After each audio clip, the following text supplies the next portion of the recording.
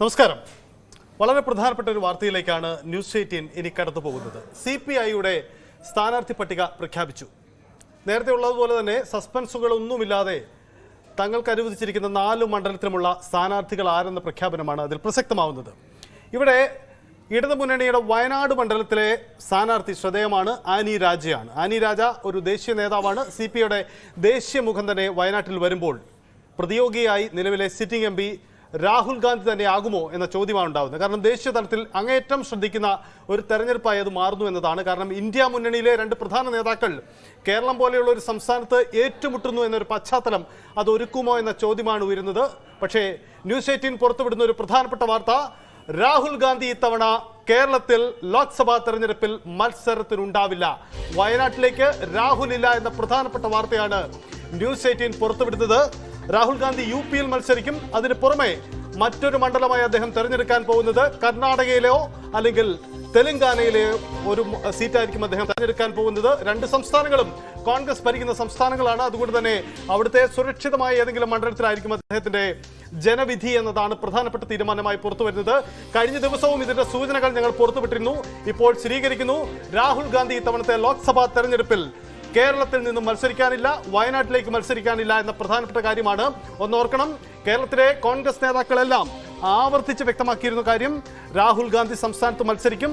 സംസ്ഥാനത്തിന്റെ താല്പര്യം അതാണ്, കേരളത്തിലെ കോൺഗ്രസിന്റെ താല്പര്യം അതാണെന്ന് അദ്ദേഹം പല നേതാക്കളും വ്യക്തമാക്കിയതാണ്. പക്ഷേ അതിൽ നിന്ന് മാറി ഇക്കാര്യത്തിൽ ഒരു സസ്പെൻസ് ഇപ്പോഴും നിലനിർത്തിക്കൊണ്ട് രാഹുൽ ഗാന്ധി കേരളത്തിലേക്കില്ല എന്നതാണ് ദേശീയ തലത്തിൽ നിന്നും വരുന്ന കോൺഗ്രസ് കേന്ദ്രങ്ങളിൽ നിന്നും വരുന്ന സൂചനകൾ. കിരൺ, എന്താണ് ഇതിന്റെ വസ്തുത? സജിത്ത്, ഇത് നമ്മൾ കഴിഞ്ഞ ദിവസവും ഇത് റിപ്പോർട്ട് ചെയ്തിരുന്നു. രാഹുൽ ഗാന്ധി വയനാട്ടിലേക്ക് വരാൻ സാധ്യതയില്ല എന്നത്. ഇപ്പോൾ അത് സംബന്ധിച്ച് ഏറെക്കുറെ സ്ഥിരീകരണം വന്നിരിക്കുന്നത്. അന്തിമമായ ഒരു പ്രഖ്യാപനമാണ് ഇനി ഉണ്ടാവേണ്ടത്. രാഹുൽ ഗാന്ധി ഇക്കുറി വയനാട്ടിലേക്ക് മത്സരിക്കുന്നില്ല എന്നുള്ളതാണ്. നേരത്തെ തന്നെ രാഹുൽ ഗാന്ധി വയനാട്ടിൽ മത്സരിക്കുന്നത് സംബന്ധിച്ച് പ്രധാനപ്പെട്ട ഒരു ചോദ്യം ഉയർന്നത്, ഇന്ത്യ മുന്നണിക്കെതിരെ എന്തിനാണ് കോൺഗ്രസിന്റെ ഏറ്റവും പ്രധാനപ്പെട്ട നേതാവ് മത്സരിക്കുന്നത്? കോൺഗ്രസിന്റെ അങ്ങനെ നേതാവ് മത്സരിക്കുന്നതിൽ ദക്ഷിണേന്ത്യയിൽ നിന്ന് മത്സരിക്കുന്നെങ്കിൽ BJPക്കെതിരെ നേരിട്ട് പോരാട്ടം നടക്കുന്ന കർണാടക തെരഞ്ഞെടുത്തുകൂടെ, അല്ലെങ്കിൽ ഇന്ത്യ മുന്നണിയുടെ പ്രധാന കക്ഷികൾ എതിർ സ്ഥാനാർത്ഥിയായി വരാത്ത തെലങ്കാന തെരഞ്ഞെടുത്തുകൂടെ എന്നുള്ളതാണ്. ആ ചോദ്യത്തിന് ഇപ്പോൾ ഏകദേശം ഉത്തരമായിരിക്കുന്നു. രാഹുൽ ഗാന്ധി ഉത്തർപ്രദേശിൽ മത്സരിക്കുന്നത് റായ്ബറേലിയിലേക്ക് മാറാനാണ് തീരുമാനം. റായ്ബറേലി സോണിയാഗാന്ധിയുടെ മണ്ഡലമായിരുന്നു. സോണിയാഗാന്ധിയുടെ മണ്ഡലത്തിൽ സോണിയാഗാന്ധി രാജ്യസഭയിലേക്ക് പോയ സാഹചര്യത്തിൽ ആ മണ്ഡലം ഒഴിവരികയാണ്. അമേത്തി പോലെയല്ല റായ്ബറേലി രാഹുൽ ഗാന്ധിയെ സംബന്ധിച്ചും കോൺഗ്രസിനെ സംബന്ധിച്ചും ഏറ്റവും സുരക്ഷിതമായ മണ്ഡലമാണ്. പ്രത്യേകിച്ച് കോൺഗ്രസിന്റെ പ്രധാനപ്പെട്ട നേതാക്കൾ, നെഹ്റു ഗാന്ധി പത്തിലെ പ്രധാനപ്പെട്ട നേതാക്കളെല്ലാം തന്നെ പലതവണ മത്സരിച്ച് വിജയിച്ച ഒരു മണ്ഡലമാണ്. ഫിറോസ് ഗാന്ധി 2 തവണ മത്സരിച്ച് ജയിച്ച മണ്ഡലമാണ്. ഇന്ദിരാഗാന്ധി 3 തവണ മത്സരിച്ച് ജയിച്ച മണ്ഡലമാണ്. ഒരു തവണ ഇന്ദിരാഗാന്ധി പരാജയപ്പെട്ടെങ്കിൽ അടിയന്തരാവസ്ഥയ്ക്ക് ശേഷം മാത്രമാണ് ഉത്തർപ്രദേശിലെ മുഴുവൻ സീറ്റുകളും കോൺഗ്രസിന് നഷ്ടപ്പെടുന്ന ഒരു ഘട്ടത്തിൽ മാത്രമാണ് റായ്ബറേലിയിൽ പരാജയപ്പെട്ടത്. അതിനുശേഷം മൂന്നാമത്തെ വർഷം 77 പരാജയപ്പെടുമ്പോൾ 3ാമത്തെ വർഷം ഇന്ദിരാഗാന്ധി വലിയ ഭൂരിപക്ഷത്തോടുകൂടി തിരിച്ചു വരികയാണ് അവിടെ ചെയ്യുന്നത്. അന്ന് രാജ്നാരായണാണ് 77 പരാജയപ്പെടുത്തിയെങ്കിൽ വിജയരാജ സിന്ധ്യയെ പരാജയപ്പെടുത്തിക്കൊണ്ടാണ് 80-ൽ ഇന്ദിരാഗാന്ധി തിരിച്ചു വരുന്നത്. അത്രത്തോളം സുരക്ഷിതമായ ഒരു മണ്ഡലമാണ് റായ്ബറേലി. ആ റായ്ബറേലിയിൽ നിന്ന് രാഹുൽ ഗാന്ധി മത്സരിക്കുന്നു. ഒപ്പം ദക്ഷിണേന്ത്യ പിടിക്കാൻ വേണ്ടി ദക്ഷിണേന്ത്യയിൽ ഒരു സംസ്ഥാനം തിരഞ്ഞെടുക്കുന്നു. പ്രധാനമായും കർണാടകയുടെ പേരാണ് ഏറ്റവും സജീവമായി കോൺഗ്രസിന്റെ പരിഗണനയിലുള്ളത്. കോൺഗ്രസും BJPയും തമ്മിൽ നേരിട്ട് പോരാട്ടം നടക്കുന്ന ദക്ഷിണേന്ത്യയിലെ ഒരു സംസ്ഥാനം കർണാടകയാണ്. അവിടെ കോൺഗ്രസിന്റെ സുരക്ഷിതമായ ഒരു സീറ്റിലേക്ക് രാഹുൽ ഗാന്ധി മത്സരിക്കുന്നു. കർണാടകയെ സംബന്ധിച്ചും രാഹുൽ കുടുംബത്തിന് വലിയ പാരമ്പര്യമുണ്ട്, അല്ലെങ്കിൽ വലിയ ചരിത്രം പറയാനുണ്ട്. ഇന്ദിരാഗാന്ധിയും സോണിയാഗാന്ധിയും ഒക്കെ നിർണായകമായ ഘട്ടങ്ങളിൽ മത്സരത്തിന് തെരഞ്ഞെടുത്ത സംസ്ഥാനം കൂടിയാണ് കർണാടക. ആ കർണാടകയിലേക്കാണ് രാഹുൽ ഗാന്ധി എത്തുന്നത്. ബെല്ലാരിയിലെല്ലാം വന്ന് സോണിയാഗാന്ധി മത്സരിക്കുകയും അവിടെ സുഷമ സ്വരാജ് തന്നെ സോണിയാഗാന്ധിക്ക് എതിരാളിയായി വരികയുമെല്ലാം ചെയ്തതാണ്. സോണിയാഗാന്ധിയുടെ വലിയ ഭൂരിപക്ഷത്തിൽ വിജയിച്ചതാണ്. അങ്ങനെ കർണാടകയിൽ മത്സരിക്കാനും വയനാട്ടിലെ മത്സരത്തിന് മാറി കർണാടകയിൽ മത്സരിക്കാനാണ് ഇപ്പോൾ കോൺഗ്രസിന്റെ ഹൈക്കമാൻഡിൽ നിന്നുള്ള ആലോചന. ഏറെക്കുറെ ആ പ്രഖ്യാപനം വരും ദിവസങ്ങളിൽ തന്നെ ഉണ്ടാവും എന്ന് പ്രതീക്ഷിക്കുന്നു. അങ്ങനെ വന്നാൽ കേരളത്തിലെ സ്ഥാനാർത്ഥി നിർണയത്തിലടക്കം വലിയ മാറ്റങ്ങൾ ഉണ്ടാവാനുള്ള സാധ്യതയുണ്ട്. അതും നമ്മൾ നേരത്തെ റിപ്പോർട്ട് ചെയ്തിരുന്നു. KC വേണുഗോപാൽ ആലപ്പുഴയിൽ സ്ഥാനാർത്ഥിയായി വരും എന്നതുകൂടിയാണ് അതിനർത്ഥം. നമുക്കതിലേക്ക് വരാം. കേരള സാഹചര്യങ്ങളെല്ലാം വളരെ വിശദമായി പരിശോധിക്കണം. അതിനു മുമ്പ് എന്തുകൊണ്ട് രാഹുൽ വീണ്ടും കേരളത്തിൽ മത്സരിക്കും? കഴിഞ്ഞ രാഹുൽ വയനാട്ടിലേക്ക് വന്ന ഒരു പ്രത്യേക സാഹചര്യമായിരുന്നു. സംസ്ഥാന കോൺഗ്രസിന്റെ നിർദ്ദേശമുണ്ടായി. ഒപ്പം തന്നെ അദ്ദേഹം മത്സരിക്കുന്ന മണ്ഡലത്തിൽ, അദ്ദേഹത്തിന്റെ സ്ഥിരം മണ്ഡലത്തിൽ ഒരു ആത്മവിശ്വാസക്കുറവ് ഒരു പക്ഷേ ഉണ്ടായിരുന്നിരിക്കാം. എന്തായാലും ആ കാഴ്ചപ്പാട് കറക്റ്റ് ആയിരുന്നു. കാരണം അദ്ദേഹത്തിന് അവിടെ പരാജയം നേരിടേണ്ടി വന്നു. എന്തായാലും വയനാട്ടിലെ MP ആണ് അദ്ദേഹം. വയനാട്ടിൽ നിന്നും ഒരു ടേമിന് ശേഷം രാഹുൽ ഗാന്ധി എന്തിനു തിരിച്ചു പോകുന്നു എന്ന ചോദ്യം സ്വാഭാവികമായും ഉയർന്നു വരും. അവിടെ കോൺഗ്രസിന്റെ ദേശീയ നേതൃത്വം, രാഹുൽ ഗാന്ധി, അദ്ദേഹത്തോട് അടുത്ത കേന്ദ്രങ്ങൾ എങ്ങനെ അത് വിശദീകരിക്കും? സജിത്ത് ഏറ്റവും തന്ത്രപരമായ നീക്കം നടത്തിയത് കേരളത്തിലെ CPI വയനാട് സ്ഥാനാർത്ഥി നിർണയത്തിലാണ്. CPIക്ക് വയനാട്ടിൽ കോൺഗ്രസ് മത്സരിക്കരുത് എന്നൊരു നിലപാട് സ്വീകരിച്ചു കഴിഞ്ഞാൽ ആദ്യമൊക്കെ രഹസ്യമായും ഒക്കെ അങ്ങനെ നിർദ്ദേശങ്ങളും സമ്മർദ്ദങ്ങളും ഒക്കെ വന്നെങ്കിലും അത് കോൺഗ്രസ് അംഗീകരിക്കുമോ എന്നൊരു ഉറപ്പില്ലാത്ത ഘട്ടത്തിൽ അവർ നിങ്ങൾ മത്സരിച്ചോട്ടെ എന്ന് പറഞ്ഞ ഒരു തീരുമാനം എടുക്കുന്നു. ഒപ്പം അവർ പറയുന്നു കോൺഗ്രസ് മത്സരിക്കേണ്ടത് നിങ്ങൾക്കൊപ്പം ഇന്ത്യ മുന്നണിയുടെ ഭാഗമായി നിൽക്കുന്ന പാർട്ടികളോടല്ല, കേരളത്തിൽ വന്ന് CPIയെ പരാജയപ്പെടുത്തിയല്ല ഇന്ത്യ മുന്നണിയുടെ നേതാവാകേണ്ടത് BJPയെ പരാജയപ്പെടുത്തിയാണ്. BJPക്ക് സ്വാധീനമുള്ള ഒരു മണ്ഡലത്തിൽ മത്സരിക്കണമെന്നുള്ളതാണ്. അവിടെ ദേശീയ തലത്തിൽ കോൺഗ്രസിന്റെയും CPIയുടെയും CPMന്റെയും നേതാക്കൾ ഒരേ വേദിയിൽ എത്തുകയും ഒരേ വേദിയിൽ നിന്ന് സമരം ചെയ്യുകയും ഒരേ വേദിയിൽ പ്രത്യക്ഷപ്പെടുകയും എല്ലാം ചെയ്യുന്നതാണ്. അത്തരം ഒരു നേതാവിനെ എങ്ങനെയാണോ സീതാറാം യെച്ചൂരിയോ അല്ലെങ്കിൽ പ്രകാശ് കാരാട്ടോ അല്ലെങ്കിൽ എസ് രാമേന്ദ്രൻ പിള്ളയെ പോലെ ഒരു നേതാവിനെ കൊണ്ടുവന്ന് CPM മത്സരിച്ചാൽ അവിടേക്ക് രാഹുൽ ഗാന്ധി എതിരാളിയായി വരുന്നത്, അതുപോലെ തന്നെയാണ് CPIയിൽ നിന്ന് പ്രധാനപ്പെട്ട ഒരു വനിതാ നേതാവിനെ ആനി രാജയെ വയനാട് മത്സരിപ്പിക്കുന്നു. സ്വാഭാവികമായും ഇന്ത്യ മുന്നണിയിൽ മുന്നിൽ നിന്ന് കൈ ഉയർത്തി കാട്ടേണ്ട ഏറ്റവും പ്രധാനപ്പെട്ട ഒരു നേതാവ്, പ്രത്യേകിച്ച് CPI ജനറൽ സെക്രട്ടറി രാജയുടെ ഭാര്യ എന്ന നിലയിൽ കൂടി മാത്രമല്ല CPIയുടെ ഏറ്റവും വലിയ വേദികളുടെ ഏറ്റവും വലിയ കമ്മിറ്റികളിലടക്കം നേതൃസ്ഥാനം വഹിക്കുന്ന ഒരാളെ അവിടെ മത്സരിപ്പിക്കുക വഴി രാഹുൽ ഗാന്ധി എന്തു സന്ദേശമാണ് നൽകുന്നത് എന്നുള്ള ചോദ്യം കേരളത്തിലെ CPMഉം CPIയും ഇടതുമുന്നണിയും ആവർത്തിച്ചുന്നയിക്കാൻ സാധ്യതയുണ്ട്. അവിടെയാണ് വയനാട്ടിൽ നിന്ന് മാറി കർണാടകയിലോ തെലങ്കാനയിലോ മത്സരിച്ചാൽ കഴിഞ്ഞ തവണ എങ്ങനെയാണോ നിയമസഭാ തെരഞ്ഞെടുപ്പിൽ കോൺഗ്രസിന് കർണാടകയിൽ മുന്നേറ്റമുണ്ടാക്കിയത്, ലോക്സഭാ തെരഞ്ഞെടുപ്പിൽ കർണാടകയിൽ പരാജയപ്പെട്ടു പോയത്, കേരളത്തിൽ എങ്ങനെയാണോ രാഹുൽ ഗാന്ധി മത്സരിച്ചപ്പോൾ ലോക്സഭാ തെരഞ്ഞെടുപ്പിൽ വമ്പൻ മുന്നേറ്റം ഉണ്ടാക്കാൻ കഴിഞ്ഞത്, കേരളത്തിൽ വമ്പൻ മുന്നേറ്റം ഉണ്ടാക്കാൻ കഴിഞ്ഞാലും ഇന്ത്യ മുന്നണിയിലേക്ക് തന്നെയാണ്. ഇടതുമുന്നണി ജയിച്ചാലും അല്ലെങ്കിൽ UDF ജയിച്ചാലും ഇന്ത്യ മുന്നണിക്ക് തന്നെയാണ്. പക്ഷേ കർണാടകയിൽ രാഹുൽ ഗാന്ധി മത്സരിക്കാനെത്തുകയും കർണാടകയിൽ അതൊരു വലിയ മുമ്പ് പ്രസക്തമാവുന്നത് കിരൺ മുമ്പ് പറഞ്ഞ CPIയുടെ നിർണായക രാഷ്ട്രീയ നീക്കമാണ്. അവിടെ പ്രസക്തമാവുന്നത് CPI സംസ്ഥാന സെക്രട്ടറി ബിനോയ് വിശ്വത്തിന്റെ പ്രതികരണം കൂടിയാണ്. നമുക്ക് വേഗത്തിൽ അതൊന്ന് കേട്ട ശേഷം മടങ്ങി വരാം. രാഹുൽ ഗാന്ധിക്ക് ഇന്ത്യയിൽ എവിടെയും മത്സരിക്കാൻ അവകാശമുണ്ട്. എവിടെയും വയനാട്ടിൽ മത്സരിക്കാം. രാഹുൽ ഗാന്ധിയോട് കമ്മ്യൂണിസ്റ്റ് പാർട്ടിക്ക് വ്യക്തിപരമായി വിദ്വേഷമൊന്നുമില്ല. വ്യക്തിപരമായി അദ്ദേഹത്തോട് സ്നേഹമുണ്ട് എന്നിൽ പലർക്കും. രാഷ്ട്രീയ സ്നേഹമാണ്. ഇന്ത്യ സഖ്യത്തിന്റെ വളർച്ചയിൽ അദ്ദേഹം വഹിച്ച പങ്കിനെ ഞങ്ങൾ മാനിക്കുന്നുണ്ട്. ആ സ്നേഹമുണ്ട്. ആ രാഹുൽ ഗാന്ധിയെ പോലെ ഒരാളെ വയനാട്ടിലെ സ്ഥാനാർത്ഥിയാക്കാൻ കോൺഗ്രസ് പറഞ്ഞേക്കുന്നുണ്ടെങ്കിൽ കോൺഗ്രസ് ചില ചോദ്യങ്ങൾക്ക് ഉത്തരം പറയണം. ആ ചോദ്യങ്ങൾ കമ്മ്യൂണിസ്റ്റ് പാർട്ടി നേരത്തെ തന്നെ മുന്നോട്ട് വെച്ചതാണ്. ഒന്നാമത്തെ ചോദ്യം, ഈ സമരത്തിൽ ഇന്ത്യയുടെ ഭാവി തീരുമാനിക്കാൻ പോകുന്ന നിർണായകമായ ഈ തെരഞ്ഞെടുപ്പിൽ പ്രധാനപ്പെട്ട പോരാട്ട വേദി ഏതാണ്? മഹാഭൂരിപക്ഷം MP-മാരെയും പറഞ്ഞേക്കുന്ന ഉത്തരേന്ത്യയാണോ, അതോ 20 MP-മാരെ മാത്രം പറഞ്ഞേക്കുന്ന കേരളമാണോ? ഒറ്റ MP പോലും BJPക്ക് വേണ്ടി ഉണ്ടാകില്ല എന്ന് എല്ലാവർക്കും ഉറപ്പുള്ള കേരളത്തിലാണോ രാഹുൽ ഗാന്ധി മത്സരിക്കേണ്ടത്? കിരൺ ചോദിച്ച ആ ചോദ്യങ്ങൾ തന്നെയാണ് ബിനോയ് വിശ്വവും ചോദിക്കുന്നത്. കേരളത്തിൽ നിന്ന് ജയിച്ചു പോകുന്നവരെല്ലാം BJPക്കെതിരായി കൈപൊക്കുന്നവരാണ്. പിന്നെ എന്തിന് ഇവിടെ വന്ന് കരുത്ത് കാട്ടണം? അതുതന്നെയാണ് സൈത്ത് ഏറ്റവും പ്രധാനപ്പെട്ട ചോദ്യം കോൺഗ്രസിന് മുന്നിൽ ഉയരുന്നത്. കേരളത്തിൽ അങ്ങനെ കോൺഗ്രസ് ഒരു വലിയ മുന്നേറ്റം ഉണ്ടാക്കിയെന്ന് കരുതുക. അങ്ങനെ മുന്നേറ്റം ഉണ്ടാക്കിയാലും ഇന്ത്യ മുന്നണിക്ക് അങ്ങനെ ഒരു നേട്ടം ഉണ്ടാകാൻ പോകുന്നില്ല. കേരളത്തിൽ നിന്ന് ഇടതുമുന്നണിയിൽ നിന്ന് ജയിച്ചാലും കേരളത്തിൽ UDFൽ ജയിച്ചാലും ഇന്ത്യ മുന്നണിയുടെ ഭാഗം തന്നെയാണ്. കർണാടകയിലാണ് രാഹുൽ ഗാന്ധി മത്സരിക്കുന്നതെങ്കിൽ സ്വാഭാവികമായും കർണാടകയിൽ മുമ്പത്തെ പോലെയല്ല. കോൺഗ്രസിന് ഇപ്പോൾ പ്രധാനപ്പെട്ട 2 നേതാക്കളുണ്ട്. ആ നേതാക്കൾ തമ്മിലുള്ള വലിയ ഐക്യമുണ്ട്. അവിടെ ഒരു സംഘടനാ ശേഷി നന്നായി വർക്ക് ചെയ്യുന്നു. അവിടുത്തെ സർക്കാരിനെ സംബന്ധിച്ചും അവർ വാഗ്ദാനം നൽകിയ പ്രകടന പത്രികയിലെ പ്രധാന വാഗ്ദാനങ്ങളെല്ലാം പാലിച്ചുകൊണ്ടാണ് കർണാടക സർക്കാർ നിൽക്കുന്നത്. ഈ അനുകൂലമായ അന്തരീക്ഷം മുതലെടുക്കാൻ കഴിഞ്ഞാൽ 28 ലോക്സഭാ സീറ്റുകളുള്ള അവിടെ കഴിഞ്ഞ തവണ 25 സീറ്റിലും BJP ജയിച്ച സംസ്ഥാനമാണ് കർണാടക. ആ കർണാടകയെ പോലെ സംസ്ഥാനത്ത് ഒരു സീറ്റ് അധികമായി പിടിച്ചെടുക്കാൻ പോലും അത് BJPയെ ദുർബലപ്പെടുത്താൻ കഴിയുന്നതാണ്. അതുകൊണ്ട് രാഹുൽ ഗാന്ധി അവിടെ മത്സരത്തിൽ വന്നാൽ സ്വാഭാവികമായും കർണാടക സംസ്ഥാനത്താകെ അത്തരം ഒരു മുന്നേറ്റം ഉണ്ടാകാനുള്ള സാധ്യതയുണ്ട്. കേരളത്തിലെ പോലെ വലിയ മുന്നേറ്റം ഉണ്ടാക്കാനോ അല്ലെങ്കിൽ ചെറിയ രീതിയിൽ മുന്നേറ്റം ഉണ്ടാക്കാൻ കഴിഞ്ഞാൽ പോലും അത് കോൺഗ്രസിന് വലിയ നേട്ടമാണ്. BJP ദക്ഷിണേന്ത്യയിൽ ദുർബലപ്പെടുത്തുന്ന ഒരു അവസ്ഥയിലേക്ക് കഴിഞ്ഞ തവണ അടക്കം ദക്ഷിണേന്ത്യയിലെ 130 സീറ്റുകളിൽ ബി.ജെ.പിക്ക് 30 സീറ്റുകൾ മാത്രമാണ് ലഭിച്ചത്. അതിനെ 10-ആയോ 15-ആയോ 20-ആയോ കുറയ്ക്കാൻ കഴിഞ്ഞാൽ അതിനെ കോൺഗ്രസിന്റെ നേട്ടവും പ്രത്യേകിച്ച് രാഹുൽ ഗാന്ധിയുടെ നേട്ടവും കേരളത്തിലെ CPM-നും കോൺഗ്രസിനും അത് ഒരു തരത്തിൽ നേട്ടമാണ്. കോൺഗ്രസിന് മുന്നിൽ ഇടതുമുന്നണി ഉന്നയിക്കുന്ന പ്രധാനപ്പെട്ട ചോദ്യം രാഹുൽ ഗാന്ധിയെ ചൂണ്ടിക്കാട്ടിയാവും. നിങ്ങൾ ദേശീയ തലത്തിൽ ബി.ജെ.പിയെ നേരിടാൻ നിൽക്കുമ്പോൾ നിങ്ങൾ എന്തിനാണ് നിങ്ങളുടെ പ്രധാനപ്പെട്ട നേതാവിനെ കേരളത്തിൽ കൊണ്ടുവന്ന് ഞങ്ങൾക്കെതിരെ മത്സരിപ്പിക്കുന്നുള്ള ചോദ്യം വരും. ആ ചോദ്യത്തിന്റെ മുനയൊടിക്കാൻ കഴിയും. കേരളത്തിലും അത് ഒരു തരത്തിൽ പറഞ്ഞാൽ കോൺഗ്രസിന് ഒരു ഗുണമാണ്, ഒപ്പം കർണാടകയിലും ഗുണമാണ്.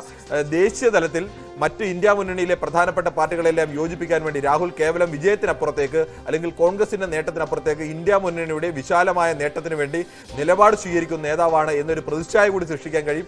ഇതെല്ലാം കണക്കിലെടുത്തുകൊണ്ടാണ് ഇപ്പോൾ കർണാടകയോ തെലങ്കാനയോ അതിൽ ഏതാണെന്ന് നമുക്ക് ഇപ്പോൾ ഉറപ്പ് വന്നിട്ടില്ല.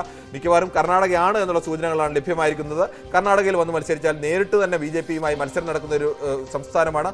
ആ സംസ്ഥാനത്ത് കോൺഗ്രസിന് നേട്ടമുണ്ടാക്കിയാൽ അത് രാഹുൽ ഗാന്ധിയുടെ നേട്ടമായി വരും. ഒപ്പം UP-യിലെ ഒരു മണ്ഡലത്തിൽ കൂടി മത്സരിക്കുന്നു. UP-യെ കൈവിടാൻ കഴിയില്ല. പൂർണ്ണമായും ദക്ഷിണേന്ത്യയിലേക്ക് വന്നു കഴിഞ്ഞാൽ ഉത്തരേന്ത്യയിൽ ബി.ജെ.പി പ്രധാനമായും ഉയർത്തുന്ന ആരോപണം തന്നെ കോൺഗ്രസ് ഇപ്പോൾ ഒരു ദക്ഷിണേന്ത്യൻ പാർട്ടിയായി മാറുകയാണ്. ദക്ഷിണേന്ത്യയിലാണ് അവർക്ക് സ്വാധീനമുള്ളത്. ഉത്തരേന്ത്യ പൂർണ്ണമായും കോൺഗ്രസ് വിമുക്തമാണ് എന്നുള്ള വലിയ മുദ്രാവാക്യങ്ങൾ ഉയർത്തുമ്പോൾ അതിനെ ചെറുക്കാൻ UP-യിൽ തന്നെ മത്സരിക്കേണ്ടതുണ്ട്. UP-യിൽ ഇത്തവണ കോൺഗ്രസിന് അനുകൂലമായ മറ്റൊരു ഘടകം കൂടിയുണ്ട്. SP-യെ പോലെ UP-യിൽ രണ്ടാമത് നിൽക്കുന്ന പ്രധാനപ്പെട്ട പാർട്ടി കോൺഗ്രസിനൊപ്പമാണ് നിൽക്കുന്നത്. SP-യും കോൺഗ്രസും ചേർന്ന് കഴിഞ്ഞാൽ ഇപ്പോൾ 17 സീറ്റിൽ മത്സരിക്കുന്നുണ്ട് കോൺഗ്രസ്. അതിൽ ചില സീറ്റുകളിലെങ്കിലും വിജയിക്കാൻ കഴിയും. കഴിഞ്ഞ തവണ ഓർക്കണം, ഒറ്റ സീറ്റിൽ മാത്രമാണ് UP-യിൽ കോൺഗ്രസിന് ജയിക്കാൻ കഴിഞ്ഞത്. അതിന് മുമ്പിലത്തെ തവണ 2 സീറ്റുകൾ മാത്രമാണ്, റായ്ബറേലിയിലും അമേഠിയിലും. അവിടെ റായ്ബറേലി സീറ്റ് അവിടെ പരീക്ഷണത്തിന് രാഹുൽ ഗാന്ധി മത്സരിച്ച് പരാജയപ്പെടുക എന്നത് കോൺഗ്രസ് ആഗ്രഹിക്കുന്നില്ല. റായ്ബറേലിയിൽ ഏറെക്കുറെ സുരക്ഷിതമാണ് താനും. അതുകൊണ്ട് റായ്ബറേലിൽ മത്സരിക്കുക, ഒപ്പം ദക്ഷിണേന്ത്യയിൽ കർണാടകയിൽ നിന്നോ തെലങ്കാനയിൽ നിന്നോ മത്സരിക്കുക. ഇതാണ് കോൺഗ്രസ് ഹൈക്കമാൻഡിൽ നടക്കുന്ന അവസാനഘട്ട ചർച്ചകൾ. കിരൺ, ഇനിയാണ് പ്രസക്തമായ ഘട്ടം. എന്തുകൊണ്ട് കേരളത്തിലേക്ക് വരുന്നില്ല എന്ന ചോദ്യത്തിന് നമ്മൾ നമ്മുടെ വിശദീകരണം നൽകി കഴിഞ്ഞു. ഇനി ചോദിക്കുന്ന ചോദ്യം ഇത് കേരള രാഷ്ട്രീയത്തിൽ എങ്ങനെ പ്രതിഫലിക്കുമെന്ന ചോദ്യമാണ്. അവിടെയാണല്ലോ ഏറ്റവും പ്രസക്തി ഉണ്ടാവുക. കാരണം രാഹുൽ എന്ന തുറുപ്പ് ചിട്ടിറക്കി കേരളത്തിൽ മേൽക്കൈ നേടുക എന്നതാണ് കോൺഗ്രസിന്റെ ഒരു വലിയ പ്രതീക്ഷ. അനുകൂലമായ രാഷ്ട്രീയ സാഹചര്യത്തിനും അപ്പുറം കോൺഗ്രസ് നേതാക്കൾ കാണുന്ന ഒരു പ്രധാനപ്പെട്ട പ്രതീക്ഷ അതായിരുന്നു. ഇത്തവണ രാഹുൽ ഇല്ല എന്ന് പറയുമ്പോൾ സംസ്ഥാനത്ത് ഏതൊക്കെ തരത്തിൽ അത് പ്രതിഫലിക്കും? അതാണ് പ്രധാനപ്പെട്ടത്. സജിത്ത്, കഴിഞ്ഞ തവണ കോൺഗ്രസിന് ഇത്തരത്തിലൊരു വലിയ വിജയമുണ്ടായത് 19 സീറ്റുകളിലെ വിജയം ഒരു തരത്തിൽ കോൺഗ്രസുകാർ പോലും പ്രതീക്ഷിച്ചൊരു വിജയമായിരുന്നില്ല. അത്ഭുതപ്പെടുത്തുന്ന ഒരു വിജയമായിരുന്നു. അതിന്റെ ഒരു പ്രധാനപ്പെട്ട ഘടകം ബി.ജെ.പിക്കെതിരെ രാഹുൽ ഗാന്ധി സ്ട്രോങ് ആയി നിൽക്കുന്നു. രാഹുൽ ഗാന്ധിയെ പോലെ ബി.ജെ.പി ഇതര മുന്നണി അധികാരത്തിൽ വന്നാൽ പ്രധാനമന്ത്രിയാവാൻ സാധ്യതയുള്ള ഒരാൾ കേരളത്തിൽ നിന്ന് മത്സരിക്കുന്നു. അത് രാഹുൽ ഗാന്ധി ആവുന്നു. അത് കേരളത്തിനാകെ ഒരു അഭിമാനകരമായ വസ്തുതയായി മാറും. അതുകൊണ്ട് തന്നെ കേരളത്തിൽ മതന്യൂനപക്ഷങ്ങളുടെ വലിയൊരു കോർഡിനേഷൻ കോൺഗ്രസ് അനുകൂലമായിട്ടുണ്ടായി. അതോടൊപ്പം തന്നെ ബി.ജെ.പി വിരുദ്ധ ഹിന്ദു വോട്ടുകളിലും വലിയ തരത്തിലേക്കുള്ള ഒരുപക്ഷെ പറഞ്ഞാൽ ഇടതുപക്ഷ വോട്ടുകളിൽ പോലും അത് കോൺഗ്രസ് അനുകൂലമായ ഒരു വോട്ടായി കുറെയെങ്കിലും മാറാനുള്ള സാധ്യതയുണ്ട്. ഇതെല്ലാം കണക്കിലെടുത്താണ് കഴിഞ്ഞ തവണത്തെ ഭൂരിപക്ഷത്തിന്റെ കണക്കുകൾ തന്നെ പരിശോധിച്ചാൽ അറിയും വമ്പൻ ഭൂരിപക്ഷം, ലക്ഷം കടന്ന ഭൂരിപക്ഷം എത്രയോ മണ്ഡലങ്ങളിലെങ്കിലും ഉണ്ടായിരുന്നു. ഇത്തവണ എന്തായാലും ആ തരത്തിലേക്ക് ഉണ്ടാവാനുള്ള സാധ്യത നിലവിൽ കുറവാണ്. പക്ഷെ കോൺഗ്രസിനെ സംബന്ധിച്ച് ഇപ്പോഴും ആ തരത്തിൽ ലോക്സഭയിലെ കാലത്തും പരാജയപ്പെടുന്ന സമയത്ത് പോലും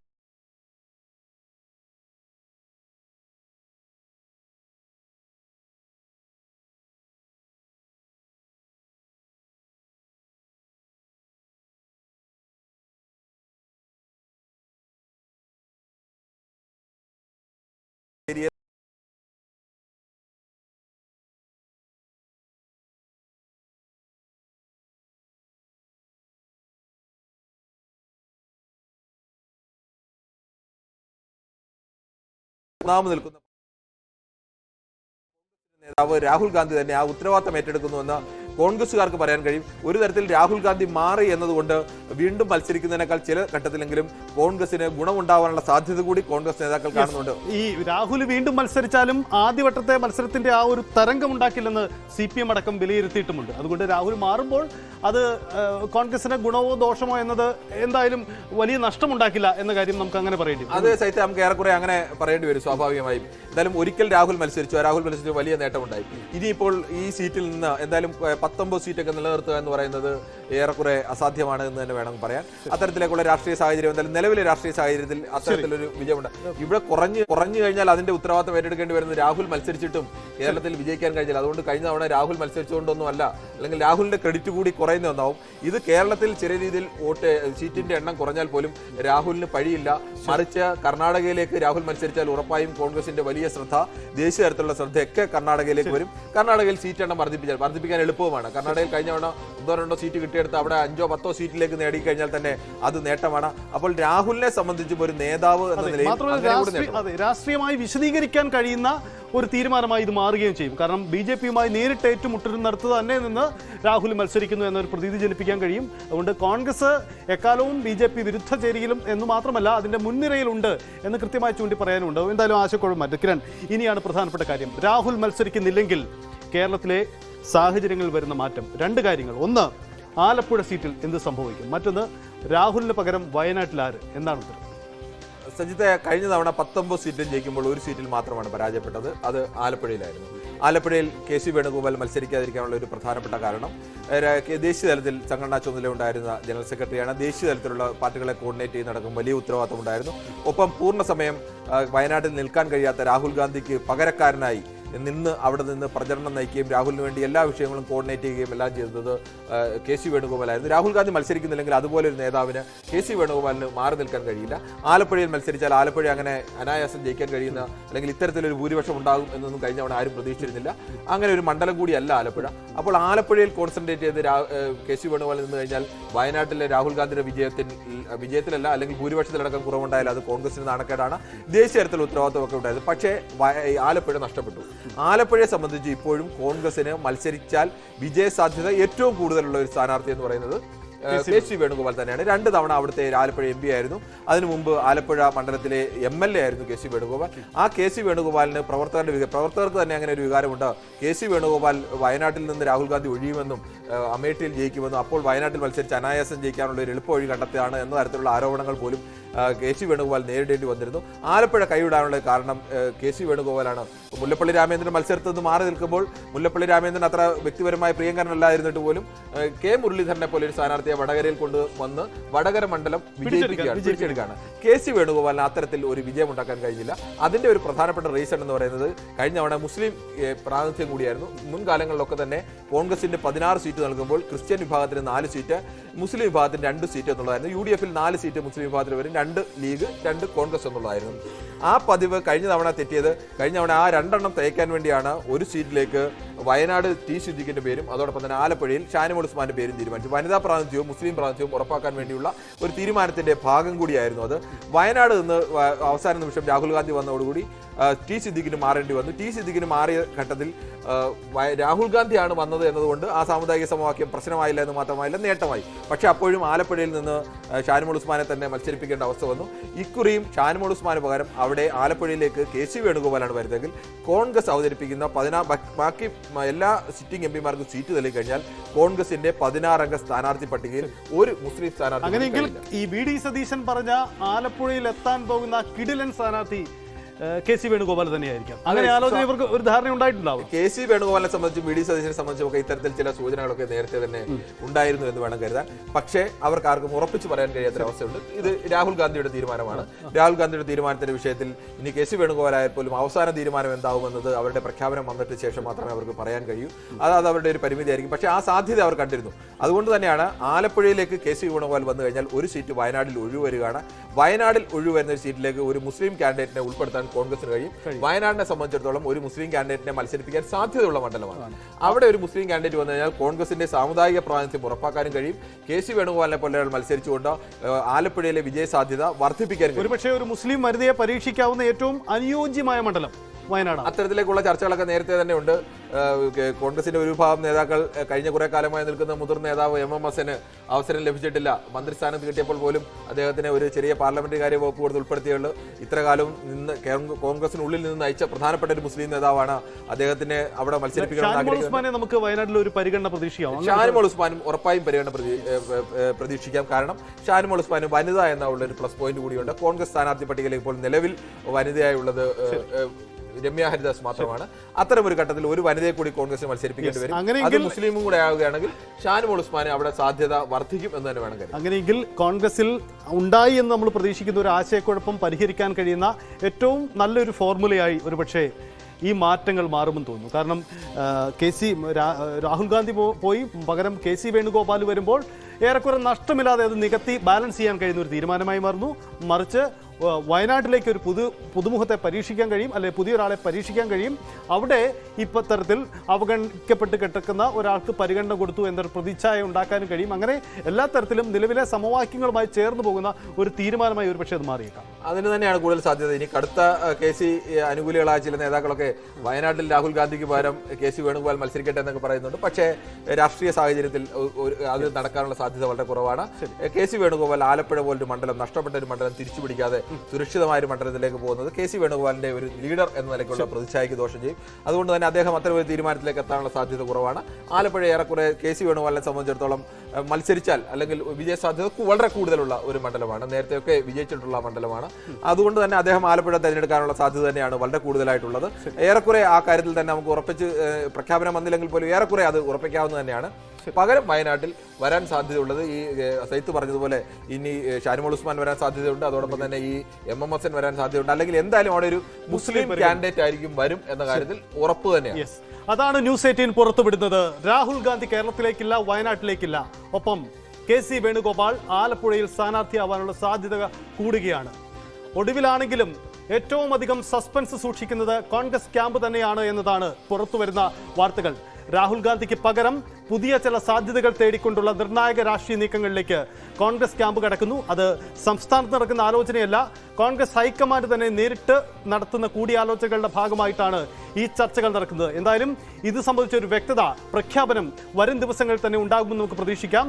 രാഹുൽ ഗാന്ധി കേരളത്തിലേക്കില്ല, വയനാട്ടിലേക്കില്ല എന്ന പ്രധാനപ്പെട്ട വാർത്തയാണ് ഞങ്ങൾ പുറത്തുവിട്ടത്. വാർത്താ ബുള്ളറ്റിൻ അവസാനിക്കുന്നു. നന്ദി, നമസ്കാരം.